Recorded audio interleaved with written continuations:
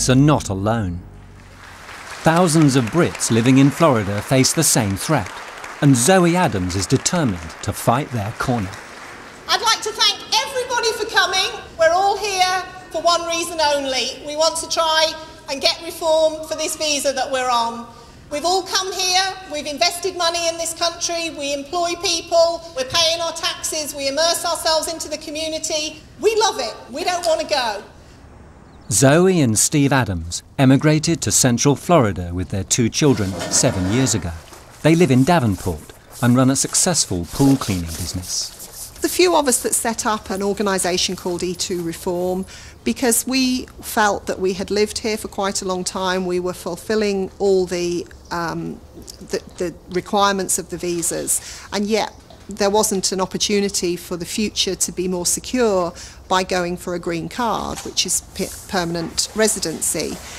A lot of people who come here on E2 visas when there's been the recession and the businesses aren't going quite as well as they had been going have had problems when they've come to have their renewals. Zoe has seen many of her friends have to leave the country due to visa issues and is especially worried for her own children, Tom and Melissa.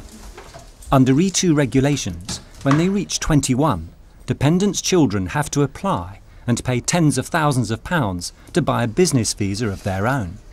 If not, they have to go back to Britain. It didn't really start hitting me until recently that when I'm 21, I might not be able to stay here anymore, and I don't think any of my friends realized it either. I talk about it a little bit, and then they were like, "You mean you can't stay here forever?" I'm like, "No." It worries me, definitely. I'm at that stage where I'm applying to all the colleges and thinking about what I want to do with my life, but having to go back after being at school for 11 years with the same group of friends would be a big change that I don't really know if I could handle. Zoe is determined to get the issue of E2 reform as much publicity as possible. It's a very complicated situation, and one that you may not be aware of everything that's happening. Today, Zoe is accompanying Lancashire-born travel agent Jackie Spavin to her local radio station. Jackie, give us a little bit of a background of how did you come over? Why did you come over? Well, we first came over in the 70s when my husband was invited here to play soccer for the Washington Diplomats. And we were given our first E2 visa in 1984.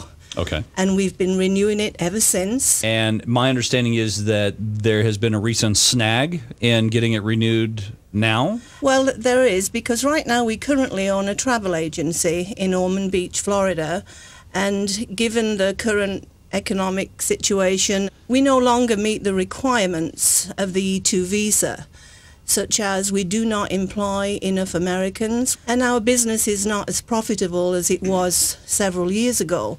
So when we reapply, we will be denied. So what happens if you're denied? You are given, I think, 90 days to leave the country. 90 days. Thanks for calling. You're live on the air with Talk 1430. Hey, Steph. She's been here 26 years, her and her family, and paid the taxes. I think they should be able to stay here and become American. She's earned her right. Good morning. Go ahead. Our illegal immigration is ridiculous, and they don't seem to have a problem with that. I definitely believe they should be over here. I mean, once again, welcome to America. Well, yeah, that's true. And again, we're dealing with individuals that have come here legally, are contributing in the business aspect of our community. They are paying their taxes, they're running businesses, they are employing. And these are the people we want in our country. This is what makes us great. I wish I could print them up a green card now. I'd do it. That's not a bad idea. I think I got some green construction paper out. What about sneaking across the border and just do it illegally? It's a long swim from England. I'm not a very good swimmer.